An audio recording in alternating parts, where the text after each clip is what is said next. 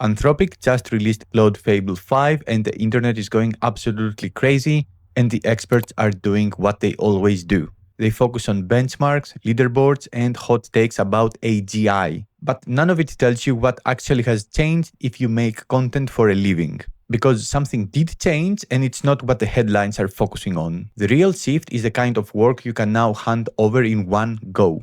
So in this video, I'm going to walk you through 5 jobs that content people have always had to do by hand or in dozens of fragmented prompts that you can now genuinely delegate. No hype, no AGI talk, just actionable insights.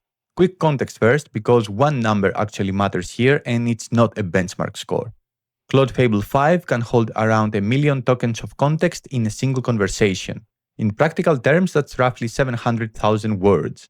Your entire content archive, a year of analytics exports, every blog post your competitors publish this quarter, all of it can sit inside one conversation while the model works. And here's why that matters.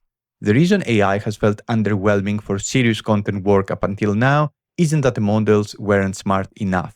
The problem was that they had goldfish memory. You'd have to break a big job into 20 small prompts, the model would lose the thread halfway through, and you'd spend more time stitching outputs together than it would have taken you to do the work manually. Whether you're a solo creator planning your channel or you're running content for a company, you definitely have felt this. The assembly work was the hidden tax, and with Claude Fable, that tax just got dramatically smaller. The model can now plan a multi-step job, hold all the context, and carry it through the end. So let's get into the 5 jobs. For each one, I'll show you what the job is, why it used to be painful, and exactly how to hand it over to Claude. Job number 1 is the content audit. And I'm starting here because it's the job everyone agrees they should do and almost nobody actually does. Here's the problem.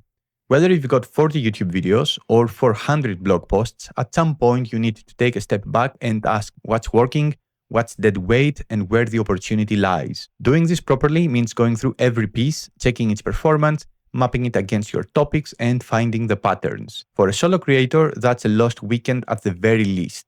For a content manager, it's a project you scope out, assign, and probably push to next quarter. I've watched audits sit in backlogs for 6 months because nobody had the 2 weeks of focused time they require. Here's how you delegate it now. Export your content list with whatever performance data you have. Titles, URLs, views, watch time, traffic, conversions, anything you have access to.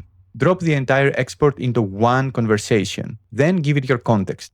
Who your audience is, what you're trying to achieve, what you consider a win. And ask for the full treatment. Which content themes consistently outperform, which ones under-deliver, where the coverage gaps are against your audience's actual interests, and a prioritized list of what to double down on, what to update, and what to quietly retire. The output you get back is the document you always meant to make. And because everything sits in one conversation, you can interrogate it.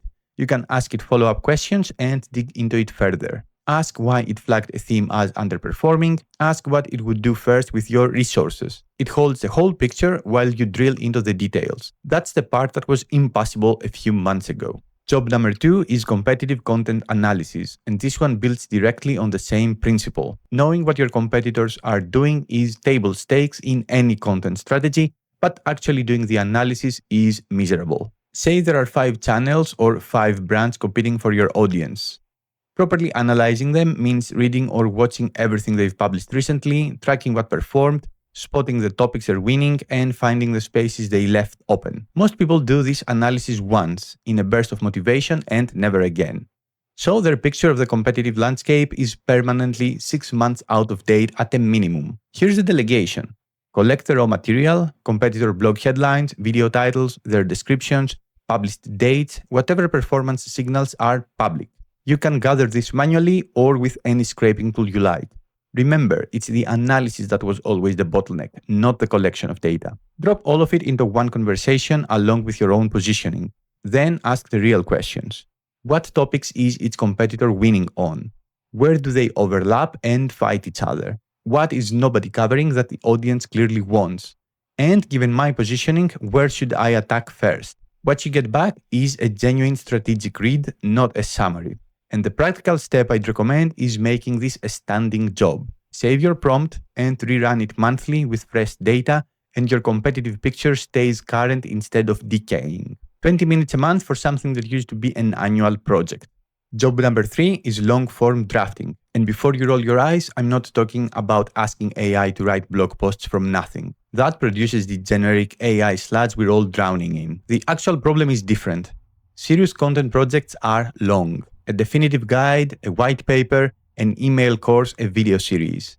The hard part was never writing one good section. It's that by section 5, the AI you were working with had forgotten the voice you established in section 1, contradicted the point you made in section 2, and started repeating examples. So you'd end up project managing the model, which takes more and more time as you progress. Anyone who's tried to draft anything over 3,000 words with AI knows exactly the pain I'm describing. The consistency eventually collapses. Here's what changes. You front-load the entire project into one conversation. Your voice guide, or even better, 3 or 4 examples of your actual writing, the complete outline, your audience, your positioning on the topic, the examples and case studies you want woven in, then the model drafts the whole thing, section by section, inside a single conversation where it never loses sight of what it established earlier. The voice in the conclusion matches the voice in the introduction. Arguments built instead of repeating. To be clear about the honest limits, you are still the editor. The draft is raw material and your taste is what makes it publishable. But the job that used to be drafting plus continuity management plus assembly is now just editing. For a solo creator, that might cut a guide from 3 weeks to 1. For a team, it means the senior person spends their time on judgment instead of stitching. Job number 4 is research synthesis, and this is the quiet one that I think delivers the most value per minute invested. Good content is built on research, and research means reading. Industry reports, competitor studies, survey data, expert commentary. If you're making a video or writing a piece on a topic that matters, you might have 8 or 10 sources to get through, and they won't agree with each other. The traditional options were skim everything and miss the nuance, read everything properly and lose 2 days, or worse, read one source and present it as the whole picture. We've all seen content built on that third option and it shows. The delegation is beautifully simple. Take your full research pile, the reports, the articles, the PDFs, the transcript of that podcast episode, drop all of it into the conversation, then ask for a proper briefing. What are the points of consensus across these sources? Where do they directly contradict each other? What claims appear in only one source and should be treated carefully?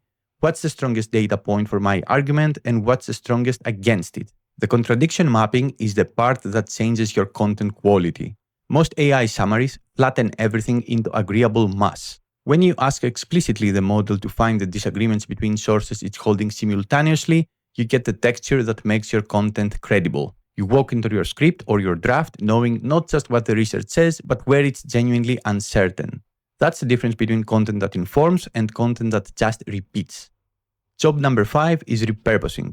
And I know every AI video since 2023 has promised this one. Stay with me though, because the failure mode is what's changed. Here's the real problem with AI repurposing up to now. You'd take your long-form piece, ask for a LinkedIn post, and get something that sounded like a press release of your own content. Then you'd ask for the newsletter version in a fresh chat, re-explain your voice, and get something inconsistent with a LinkedIn post. Every output needed its own setup and its own heavy edit. And the edits took long enough that most people gave up and went back to writing each format by hand. The promise was one piece becomes 10. The reality was one piece becomes 10 editing jobs. The fix is running the entire pipeline in one conversation with the full context loaded once. Your source piece, your voice examples, and critically a description of how you actually behave on each platform. Not just make me a LinkedIn post, but here's what my LinkedIn posts do, here's how my newsletter talks, here's the length and energy of my short form scripts. Then everything generates inside that one context. The thread, the newsletter section, the 3 short form scripts, the blog adaptation. They come out as siblings instead of strangers because the model is holding your whole voice system while it works. You'll still polish, but you'll be polishing pieces that are 80% right and consistent with each other. For a solo creator, that's the difference between actually having a distribution system and just having good intentions. For a marketing team, it means the repurposing work stops eating the calendar. So, those are the 5 jobs. The audit, the competitive analysis, long-form drafting, research synthesis, and the repurposing pipeline. You'll notice they all share one shape. Big context in, multi-step work inside one conversation, finished output you refine instead of assemble. That shape is the actual upgrade, not the benchmarks. And to keep this honest, because that's the whole point of this channel, here's what Fable 5 doesn't do. It doesn't know your audience better than you do. It doesn't have taste. That's still your job, and it's now your most valuable one. And it isn't cheap at scale. This is a model built for high-value delegated work, not for churning out 1,000 mediocre articles. Frankly, I think that's great news because the volume game was always a dead end. The people who win with this aren't the ones who generate the most content. They're the ones who delegate the grunt work and reinvest that time into judgment, positioning, and the ideas only they could have. If you found this video useful, please consider liking and subscribing. It does help a lot. Drop a comment and tell me which one of the 5 jobs you'd hand over first, and/or if you believe you can absolutely outsource more. Thanks for watching, and I'll catch you in the next one.